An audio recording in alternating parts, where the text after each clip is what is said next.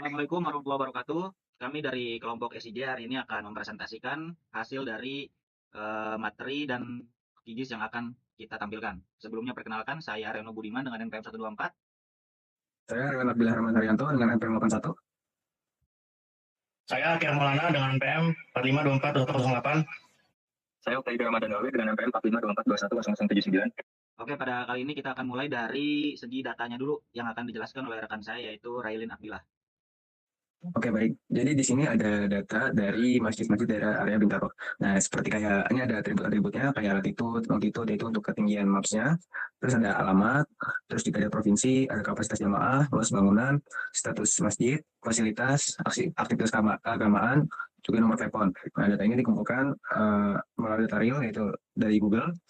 Dan juga ini total ada 11 atribut yang maka nanti langsung simulasikan ke QGIS, yaitu membuat maps yang akan dijelaskan oleh rekan saya Reno Budiman.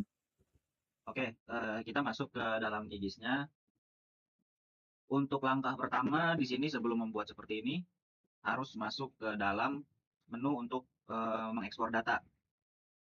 Yaitu pada bagian layer, kemudian create layer, lalu save file. Kemudian di sini bisa ekspor data. Seperti contoh di sini kita ambil dari sini, kemudian sudah ada di dalam sini sebelumnya ada data yang di Excel tadi. Oke, langsung saja saya menjelaskan untuk ini.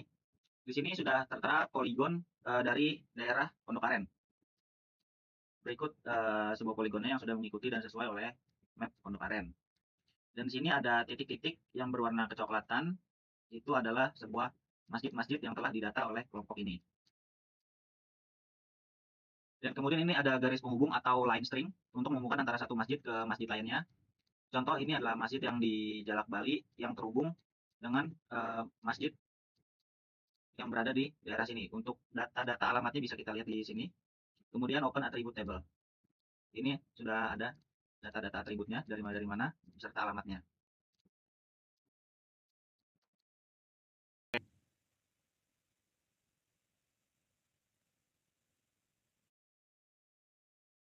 Oke, kemudian untuk atribut dari data masjidnya bisa kita lihat di sini, kemudian masuk ke atribut table.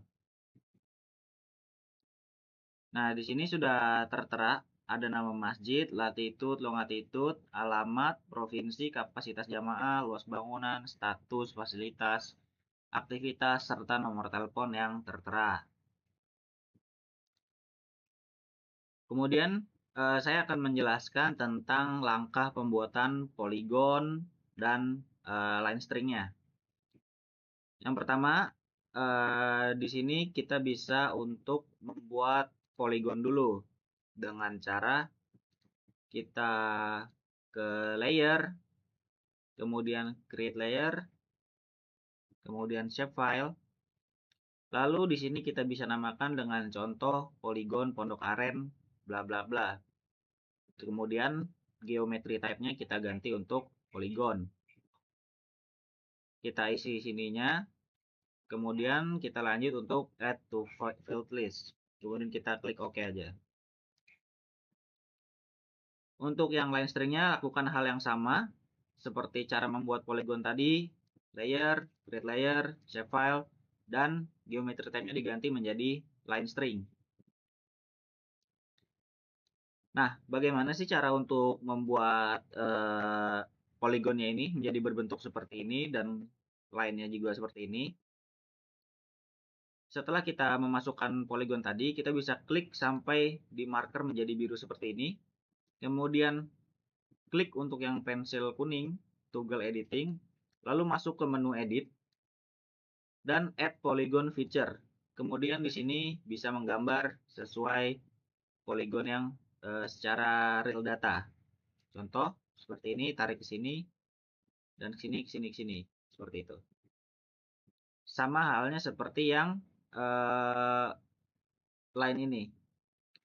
Klik yang pensil, kemudian klik yang edit, lalu add line feature.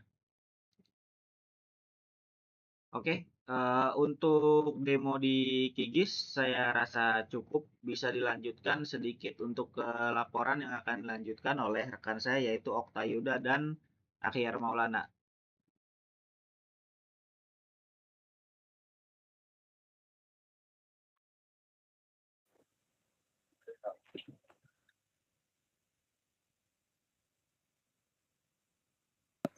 Saya akan menjelaskan laporan bab 1 pendahuluan. Latar belakang, Sistem Informasi Geografis atau SIG merupakan teknologi berbasis komputer yang sangat efektif dalam mengelola, menganalisa, dan memvisualisasikan data yang memiliki referensi geografis atau spasial. Salah satu pemanfaatan SIG di tingkat kecamatan adalah untuk pemetaan fasilitas umum dan infrastruktur guna mendukung perencanaan wilayah dan analisis aksesibilitas bagi masyarakat setempat. Lanjut ke tujuan dari tugas proyek SIG ini adalah satu, mengintegrasikan dataset spasial Kecamatan Pondok Aren ke dalam software QGIS menggunakan sistem koordinat global WGS 84 EPSG 4326. Mencetak sebaran titik fasilitas ibadah masjid berdasarkan data koordinat tabel real yang bersumber dari berkas Excel. Memvisualisasikan jaringan jalan utama dan batas wilayah Pondok Aren menggunakan kombinasi layar vektor berbentuk poligon, line, dan poin. 4. Menganalisis kapasitas tampung jamaah, dimensi luas bangunan, dan status fungsional dari masing-masing tempat ibadah secara spesial.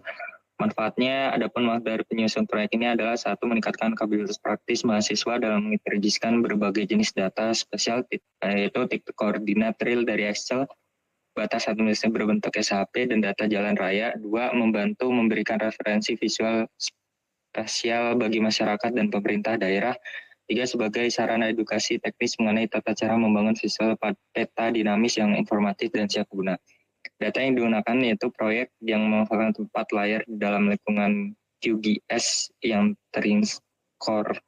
tersinkronisasi menggunakan pustaka gaya Riptom Style DB. 1. Layar vector point berbasis data koordinat real, latitude dan longitude tempat ibadah masjid beserta atribut pendukungnya. 2. Layar vector line, referensi spesial jaringan jalan utama yang melintas area perumahan dan koridor komersial di Pondok Aren. 3. Layar vektor poligon, batas wilayah administrasi tunggal yang mendefinisikan batas makro area studi kasus Pondok Aren. 4. Layar raster base map, peta dasar dari option map yang berfungsi sebagai peta petunjuk koordinasi lingkungan real di lapangan.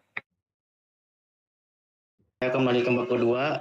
Untuk sub 2.1, penelitian ini menggunakan dua jenis data utama. Pertama, data spasial dan data atribut. Data spasial berupa shapefile, batas administrasi Kecamatan Pondok Aren hingga tingkat kelurahan yang diperoleh dari portal resmi Inage Portal.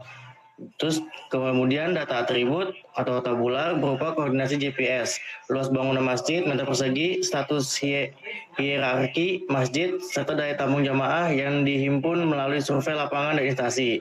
Kemudian di sini ada atribut fasilitas masjid, data Excel, seperti gambar yang di laporan. Kemudian di sub 2.2 ini adalah gambar mengekspor data. Kemudian di sub 2.3 ini menambahkan file. Terus untuk di sub 2.4 memunculkan peta. Di sub 2.5 klik quick map. Di sub 2.6 buka street map. Di sub 2.7 pilih OCM standar. Kemudian di sub 2.8 menambahkan poligon yang tadi sudah dijelaskan oleh teman saya Reno. Kemudian di sub 2.9 pilih type poligon. Kemudian di sub 2.10 memunculkan gambar poligon. Kemudian di sub 2.11 bagian edit. Kemudian di sub 2.12 untuk line. Kemudian di bab 3 ada hasil pembahasan.